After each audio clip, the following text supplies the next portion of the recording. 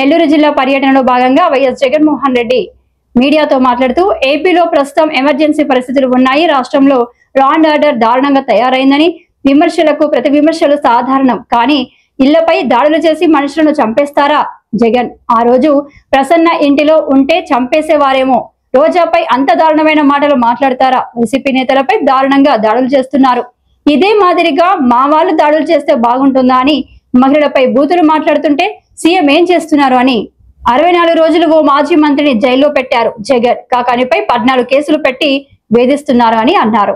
అడుగుతా ఉన్నా, అయ్యా చంద్రబాబు నాయుడు గారు, మీ ఎమ్మెల్యేలు ఎంత హేయంగా మాట్లాడుతూ ఉన్నారు అని చెప్పడానికి నిదర్శనం నిన్న మొన్న జరిగిన నగిరి ఎమ్మెల్యే రోజమ్మ గురించి, ఎక్స్ ఎమ్మెల్యే అంటే Rojamma ex MLA, sitting MLA, Nagari Telugu Desam party MLA ఎలాంటి మాటలు మాట్లాడాడు. చెప్పడానికి కూడా సిగ్గుపడే మాటలు, సిగ్గుపడాల్సిన మాటలతో రోజమ్మను హేయంగా మాట్లాడితే ఇదే చంద్రబాబు నాయుడు గారు ఏం చేశారని అడుగుతా ఉన్నా. మొన్న జెడ్పీ చైర్మన్ హారికమ్మ కారు ఆపి అద్దాలు పగలగొట్టి కర్రలతో దాడులు చేసి కారులో తాను తన మొగుడు ఉండగానే దుర్భాషలాడుతూ అన్యాయమైన తిట్టులు తిడుతూ వారి మీద దాడి చేయడం అన్నది మీ డిక్షనరీలో అర్థం ఏమిటి చంద్రబాబుని అడుగుతా ఉన్నా. మా మాజీ మంత్రి రజనమ్మ ఎంతటి దారుణమైన భాషతో మీ తెలుగుదేశం నాయకులు మాట్లాడారు అని అడుగుతా ఉన్నా. నేను అడుగుతా ఉన్నా, ఇవన్నీ జరుగుతూ ఉన్నప్పుడు మీ మంత్రుల ఇళ్లకు, మీ ఎమ్మెల్యేల ఇళ్లకు ఇదే మాదిరిగానే మా వాళ్ళను కూడా పంపించి హత్య చేయించే కార్యక్రమం మొదలెడితే రేపొద్దున రాజ్యాంగం అనేది బతుకుతుందా అని అడుగుతా ఉన్నా. రాష్ట్రంలో లా అండ్ ఆర్డర్ అనేది ఏమైనా ఉంటుందా అని అడుగుతా ఉన్నా. ఎలాంటి బీజం వేస్తా ఉన్నారు చంద్రబాబు? సిగ్గుతో తలంచుకోవాలా నువ్వు చేస్తా ఉన్న పనులకు అని చెప్పి చంద్రబాబు నాయుడిని గట్టిగా మందలిస్తా ఉన్నా. ఏదైనా రాజ్యాంగంలో ఉన్నప్పుడు, కాన్స్టిట్యూషన్లో ఉన్న నాయుడు గారిని, అయ్యా చంద్రబాబు, నువ్వు చేసే ప్రతి పని కూడా ఒక తప్పుడు సాంప్రదాయానికి నువ్వు విత్తనం విత్తుతున్నావు. ఇదే విత్తనం రేపొద్దున వృక్షం అవుతుంది. నువ్వు ఏదైతే ఇత్తుతావో అదే పండుతుంది. రేపొద్దున ఎల్లకాలం నీ ప్రభుత్వమే ఉండదు. రేపొద్దున కన్ను మూసుకొని కన్ను తెరిచేసరికి మరో 3 సంవత్సరాలు అయిపోతుంది. 3 సంవత్సరాలు అయిపోతే ఆ తర్వాత వచ్చేది మా ప్రభుత్వం. మా ప్రభుత్వం వచ్చిన తర్వాత ఇదే చంద్రబాబు నాయుడు గారికి, ఇదే చంద్రబాబు నాయుడు గారి అడుగులకు మడుగులెత్తిన ఈ పోలీస్ అధికారులకు ఎవరెవరైతే అన్యాయాలు చేశారో, ఎవరెవరైతే తప్పుడు పనులు చేశారో వాళ్ళందరిది కూడా లెక్క జమా తీస్తాం. వాళ్ళందరినీ కూడా చట్టం ముందర నిలబెడతాం.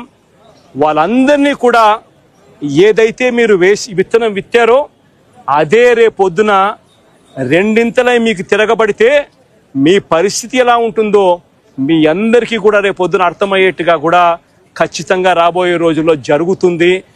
ఇప్పటికైనా మేలుకో చంద్రబాబు అని చెప్తున్నా. ఇప్పటికైనా చంద్రబాబు తెలుసుకో అని చెప్తా ఉన్నా. ఇప్పటికైనా మీ నైజాన్ని, మీ వైఖరిని మార్చుకో అని చెప్తా ఉన్నా. అలా చెయ్యకపోతే మాత్రం రేపొద్దున జరిగే పరిణామాలకు మాత్రం ఖచ్చితంగా బాధ్యత మీరే వహించవలసి వస్తుంది చంద్రబాబు నాయుడు గారిని. ఆయనకు అడుగులకు మడుగులు ఎత్తే ఈ అవినీతి అధికారులను వీళ్ళందరినీ కూడా హెచ్చరిస్తా ఉన్నా. అధికారులు కొంతమంది అనుకుంటా ఉండొచ్చు, మేము రిటైర్ అయిపోతామనో, లేకపోతే విఆర్ఎస్ తీసుకొని పోతామనో, లేకపోతే ఇక్కడ నుంచి కనపడకుండా విదేశాలకు వెళ్ళిపోతామేమో అని చెప్పి అనుకుంటా ఉండొచ్చు. ప్రతి అధికారికి చెప్తా ఉన్నా, 7 సముద్రాలు అవుతారు.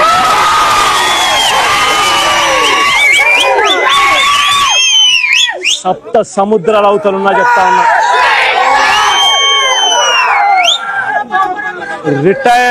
రిటైర్ అయి ఉన్నా కూడా చెప్తా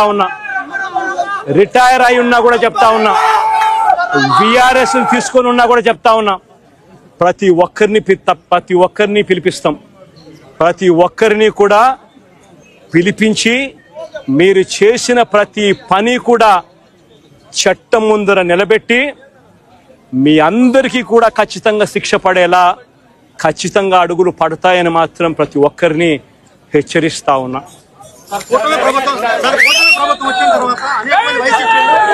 కానీ గోవర్ధన్ రెడ్డిపై పోలీసులు మరో కేసు పెట్టారు.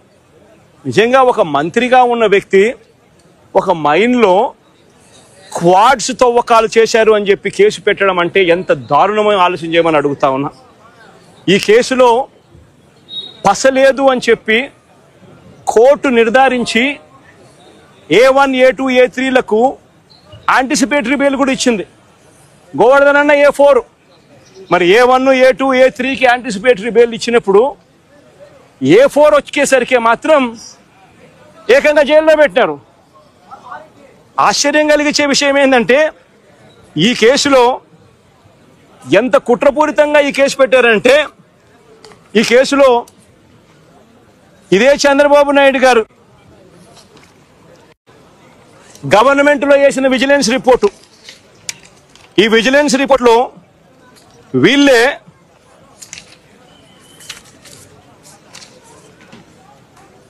the village revenue officer Sri Siddam Pullaya also confirmed that no quarrying activities had been carried out for the past 4 years.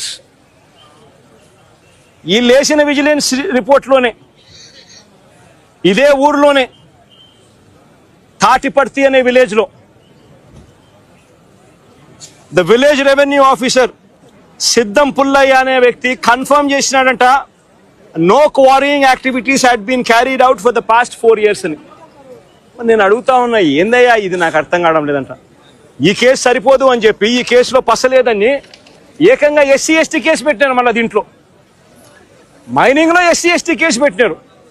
నిజంగా ఎంత దారుణమైన వీళ్ళ పరిస్థితి ఏమిటి అని ఆలోచన చేయమని అడుగుతా ఉన్నా. సేడిజం అన్నది చంద్రబాబు నాయుడులో నరాలలో సేడిజం అన్నది ఎంతగా ఉంది అని చెప్పడానికి ఇవన్నీ కూడా నిదర్శనాలు కావా అని అడుగుతా ఉన్నా.